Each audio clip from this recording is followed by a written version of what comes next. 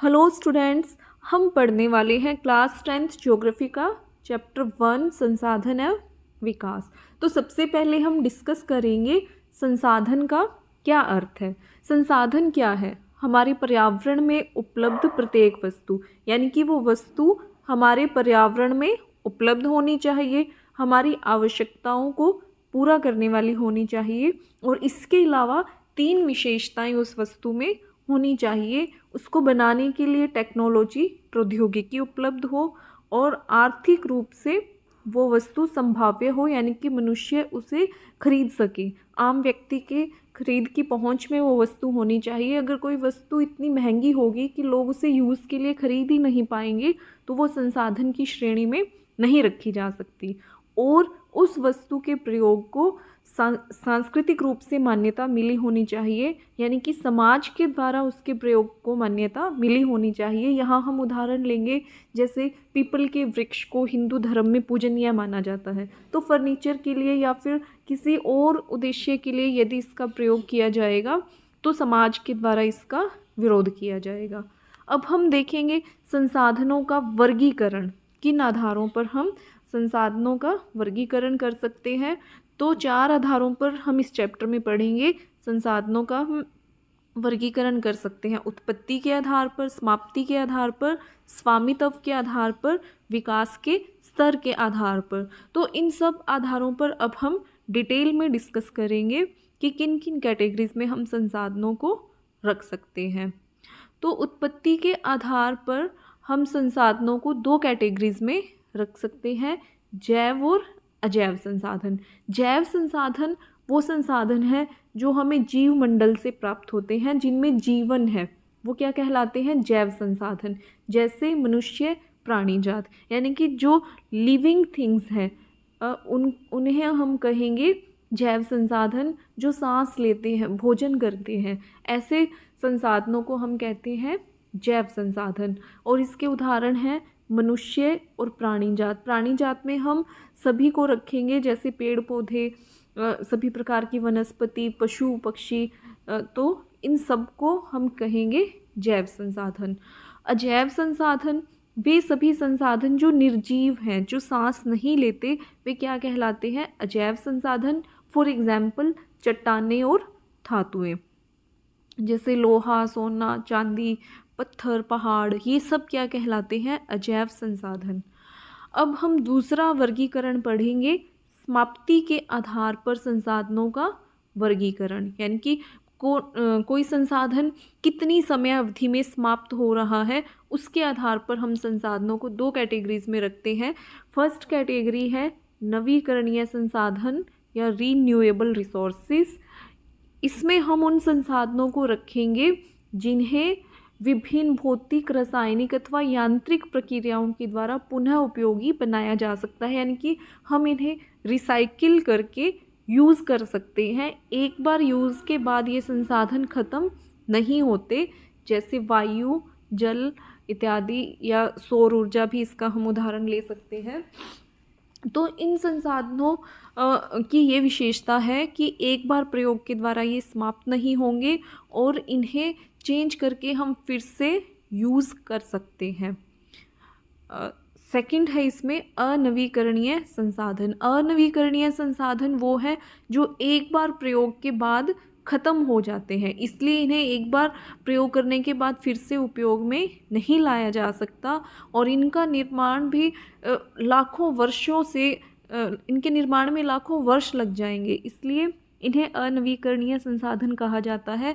क्योंकि एक बार अगर हम इन्हें यूज़ करेंगे, यूज़ करने के बाद ये ख़त्म हो जाएंगे, दोबारा बनने में इन्हें लाखों वर्ष लगेंगे, तो मनुष्य अपने जीवन में इन्हें एक बार यूज़ करने के बाद दोबारा यूज़ नहीं कर सकता, इसलिए इन्हें अनवीकरणीय संसाधन कहते हैं। जैसे खनिज, खनिज में हम उदाहरण ले सकते हैं कोयला, पेट्रोलियम, गैस, यानी कि जो चीज़ें एक बार यूज़ करने के बाद ख़त्म हो जाती हैं वो कहलाती हैं अनवीकरणीय या नॉन रिन्यूएबल थिंग्स। अब हम देखेंगे स्वामित्व के आधार पर संसाधनों का वर्गीकरण। स्वामित्व का क्या अर्थ है कि किसी भी वस्तु का मालिक कौन है।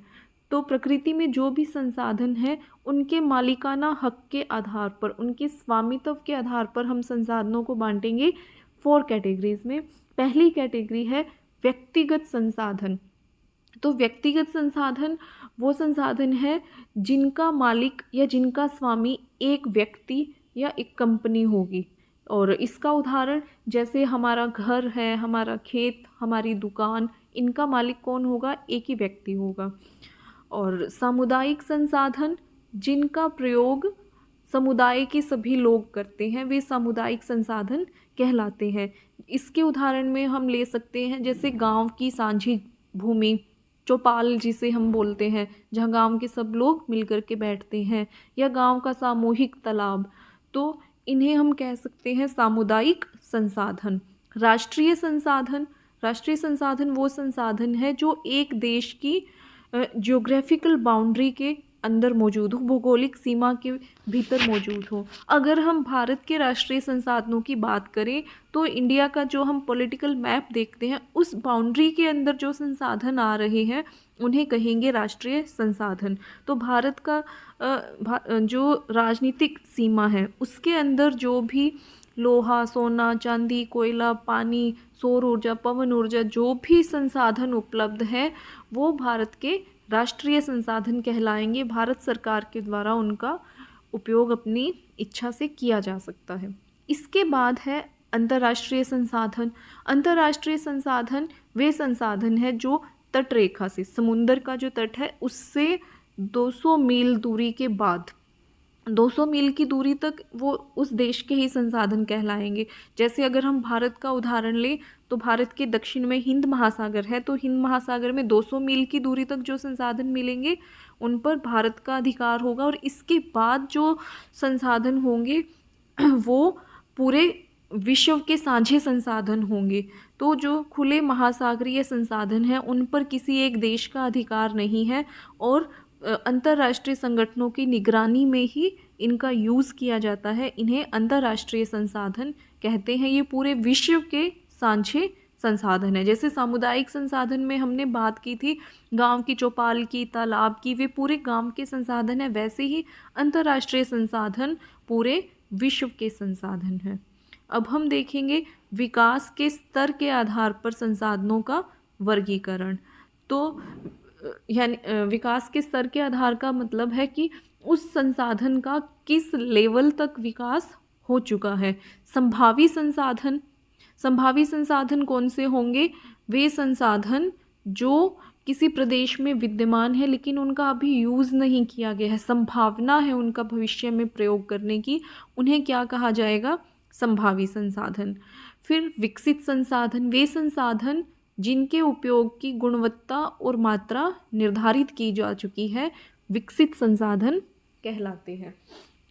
विकसित संसाधन में इनके संबंध में पूरा सर्वे कर लिया जाता है कि हमारे देश में फॉर एग्जांपल अगर हम कोयले का उदाहरण लें कि कोयले के इतने भंडार उपलब्ध हैं और इस क्वालिटी में उपलब्ध हैं, पूरी हमारे पास उससे संबंधित जानकारी होगी और तकनीक भी होगी हमारे पास उस संसाधन को प्रयोग करने की। तो इन संसाधनों को हम यूज़ कर रहे होते हैं और अभी जो संभावी संसाधन है इन्हें अभी हमने यूज़ करना शुरू नहीं किया है। ये उपलब्ध तो है हमारे पास लेकिन पूरी जानकारी नहीं है, तकनीक नहीं है, संभावना है इनका प्रयोग करने की। तो ये क्या कहलाएंगे? संभावी संसाधन। और विकसित संसाधन का हम वर्तमान में प्रयोग कर रहे होते हैं। इसके बाद है भंडारित संसाधन। भंडारित में हम उन संसाधनों को लेंगे जिनके बारे में हमारे पास आंकड़े तो हैं कि ये संसाधन है, इतनी मात्रा में उपलब्ध है, लेकिन हमारे पास टेक्नोलॉजी नहीं है, मनुष्य की पहुंच के ये बाहर है, तो ये भंडारित संसाधन कहलाते हैं। इसके बाद है संचित संसाधन, जिन्हें अभी तक तकनीकी ज्ञान के उपयोग से प्रयोग में लाया जा सकता है, यानी कि इनके लिए हमारे पास टेक्नोलॉजी तो उपलब्ध है लेकिन हमने अभी उस टेक्नोलॉजी के बेस पर इन्हें यूज़ करना आरंभ नहीं किया है। भंडारित में क्या था कि अभी हमारे पास टेक्नोलॉजी नहीं है, अभी हम वो टेक्नोलॉजी विकसित नहीं कर पाए हैं। जैसे कि भंडारित में हम उदाहरण ले सकते हैं कि जैसे ये कल्पना की जाती है कि आने वाले समय में हाइड्रोजन या हीलियम से व्हीकल्स चलाए जाएंगे, लेकिन ऐसी कोई टेक्नोलॉजी हमारे पास अभी उपलब्ध नहीं है। भले ही हमारे पास ये संसाधन उपलब्ध हैं, लेकिन इनका हम यूज़ नहीं कर पा रहे हैं। और संचित संसाधन में इनकी हमने टेक्नोलॉजी डेवलप कर ली है, लेकिन इन्हें अभी हमने यूज़ करना शुरू नहीं किया है। अब हम पढ़ेंगे नेक्स्ट टॉपिक संसाधनों का विकास की। जो पर्यावरण में संसाधन उपलब्ध हैं उनका किस प्रकार से विकास किया जा सकता है। मानव अस्तित्व के लिए संसाधन अत्यंत महत्वपूर्ण है, यानी कि पृथ्वी पर मनुष्य के जीवित रहने के लिए, हमारे सरवाइव करने के लिए संसाधन बहुत इम्पोर्टेंट है। ऐसा विश्वास किया जाता था कि संसाधन प्रकृति की देन है, इसलिए हमने इसका अंधाधुंध उपयोग किया, बिना किन्हीं लिमिट्स के, बिना किसी कंट्रोल के इनका हमने यूज़ किया। और इसके कारण क्या समस्याएं पैदा हुई हैं। कुछ व्यक्तियों के लालच के कारण संसाधनों का ह्रास हुआ है, यानी कि संसाधन अब खत्म होने की कगार पर आ गए हैं, जैसे पेट्रोल, डीजल, कोयला, प्राकृतिक गैस। अब मनुष्य के सामने ये संकट खड़ा हो गया है कि भविष्य में अगर ये संसाधन खत्म हो गए तो हम अपना औद्योगिक विकास कैसे करेंगे। दूसरा, इससे क्या हुआ है, संसाधन समाज के कुछ ही लोगों के हाथ में आ गए हैं, जो समाज के धनी लोग हैं, संपन्न लोग हैं। तो इससे पूरा समाज दो वर्गों में बंट गया है, संसाधन संपन्न और संसाधनहीन। संसाधन संपन्न लोग अमीर हैं और संसाधनहीन गरीब हैं, जिनके पास कोई भूमि नहीं है या किसी भी प्रकार के प्राकृतिक संसाधनों पर जिनका कोई अधिकार नहीं है। ऐसी दो कैटेगरीज में समाज बंट गया है। तीसरा क्या इफ़ेक्ट हुआ है इसका, कि इससे अंधाधुंध शोषण से पर्यावरण पर भी नेगेटिव इफ़ेक्ट पड़ा है। वैश्विक पारिस्थितिकी संकट पैदा हो गया है, जैसे भूमंडलीय तापन, ग्लोबल वार्मिंग, ओजोन परत अवक्षय, यानी कि जो हमारी ओजोन लेयर है वो डिस्ट्रॉय हो रही है, उसका क्षय हो रहा है, उसे नुकसान पहुंच रहा है।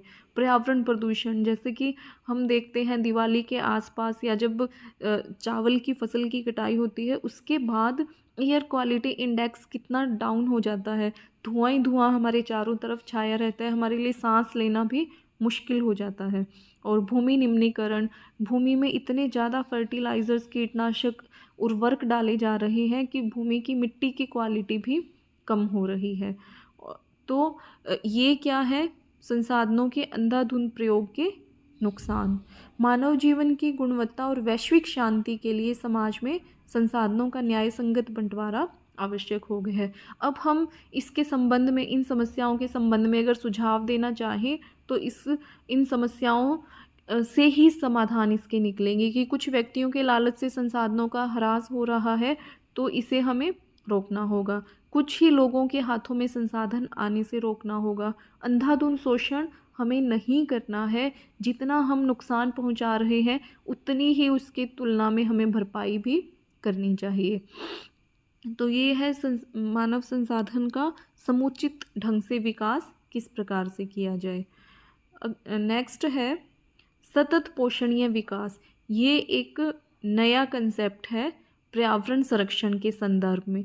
सतत पोषणीय विकास, जिसे सस्टेनेबल डेवलपमेंट भी कहा जाता है, तो इसका क्या मीनिंग है कि हम संसाधनों का ऐसे ढंग से प्रयोग करें, विवेकपूर्ण ढंग से सोच समझ कर के प्रयोग करें, ताकि न केवल वर्तमान पीढ़ी की बल्कि भावी पीढ़ियों की भी ज़रूरतें पूरी होती रहें। जो विकास की प्रक्रिया है वो सतत यानी निरंतर चलती रहे। ऐसा ना हो कि आज ही हम सारे संसाधनों को समाप्त कर दें और आने वाली पीढ़ियों के लिए कुछ भी ना छोड़ें। तो सतत पोषणीय विकास में संसाधनों के सोचे समझे प्रयोग पर बल दिया जाता है। और इसी संदर्भ में एजेंडा 21 नाम का एक कंसेप्ट आया था। 1992 में पृथ्वी सम्मेलन हुआ था ब्राज़ील के रियो डी जेनेरियो में। तो इस पृथ्वी सम्मेलन में, या रियो सम्मेलन भी इसे कह दिया जाता है, एक 21 पॉइंट्स, 21 सूत्री एक प्रोग्राम बनाया गया था। 21 पॉइंट्स रखे गए थे कि किस तरीके से हम सतत विकास को बढ़ावा दे सकते हैं या पर्यावरण को नुकसान पहुंचने से रोक सकते हैं। तो रियो डी जेनेरो में ये सम्मेलन किया गया था संयुक्त राष्ट्र पर्यावरण और विकास सम्मेलन के तत्वाधान में, United Nations environment and development conference के लीडरशिप में ये 21 सूत्री एक प्रोग्राम पारित किया गया था। इसमें अलग अलग 21 पॉइंट्स में बताया गया था कि किस तरीके से विश्व के सभी देश मिल करके पर्यावरण की रक्षा करेंगे। तो इसका क्या उद्देश्य है सतत पोषणीय विकास का, कि इसका उद्देश्य है सबके समान हितों की रक्षा हो, पारस्परिक आवश्यकताओं और सम्मिलित जिम्मेदारियों के अनुसार विश्व के सहयोग के द्वारा जो पर्यावरण को नुकसान हो रहा है उसे कम किया जाए, गरीबी और रोगों से मुकाबला किया जा सके। अब हम देखेंगे नेक्स्ट टॉपिक संसाधन नियोजन या रिसोर्सेज प्लानिंग। तो अभी हमने पढ़ा कि संसाधनों के अंधाधुंध प्रयोग से कितनी समस्याएं आ रही है। वैश्विक तापन, ग्लोबल वार्मिंग हो रही है, क्लाइमेट चेंज हो रहा है, पर्यावरण प्रदूषण हो रहा है, एयर क्वालिटी इंडेक्स डाउन हो रहा है और ओजोन लेयर को भी नुकसान पहुंच रहा है। तो ऐसी स्थिति में क्या ज़रूरी है, संसाधनों का हम प्लान्ड वे में यूज़ करें। तो संसाधन नियोजन का क्या अर्थ है, ऐसे उपाय अथवा ऐसी तकनीक जिसके द्वारा संसाधनों का उचित उपयोग सुनिश्चित किया जा सकता है, यानी कि ऑप्टिमम यूज़ हम संसाधन का कर सकें, उससे कम से कम इनपुट में हम ज़्यादा से ज़्यादा आउटपुट, ज़्यादा से ज़्यादा लाभ प्राप्त कर सकें। और संसाधन नियोजन का अर्थ है कि हम संसाधनों को नियोजित ढंग से यूज़ करें, ऐसा नहीं कि आज ही हम सारे संसाधनों को ख़त्म कर दें। तो ये क्या कहलाता है, संसाधन नियोजन। तो भारत में संसाधन नियोजन किस प्रकार से किया गया है। तो संसाधन नियोजन के लिए हमें किन बातों का ध्यान रखना होगा, हमें इसके लिए टेक्नोलॉजी डेवलप करनी होगी, जो उपयुक्त कौशल यानी कि जो स्किल चाहिए रिसोर्सेज प्लानिंग के लिए उसे विकसित करना होगा देश के लोगों में, और जो दूसरी संस्थागत बातें हैं उन्हें भी हमें ध्यान में रखना होगा। तो भारत में जो संसाधन नियोजन है, पहली पंचवर्षीय योजना से ही ये हमारे नियोजन का प्रमुख लक्ष्य रहा है, क्योंकि हमें पता है कि हमारे पास संसाधन सीमित मात्रा में है और इनसे हमें अधिक से अधिक लाभ प्राप्त करना है। इसलिए हमने पहली पंचवर्षीय योजना से ही संसाधन नियोजन पर जोर दिया है।